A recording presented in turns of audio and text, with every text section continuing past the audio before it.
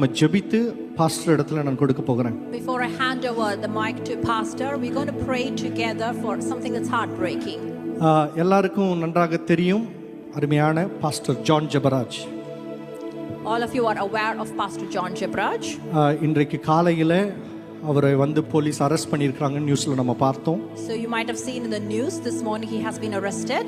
உலகம் முழுவதும் அவருக்கு எதிராக எழும்பிக் கொண்டிருக்கிறது. The entire world is rising up against him. அதனாலே அவர் வந்து தவறு செய்திருக்கிறாரோ தவறு செய்யலையோ அது கர்த்தர் அதை நியாயம் தீர்ப்பார்.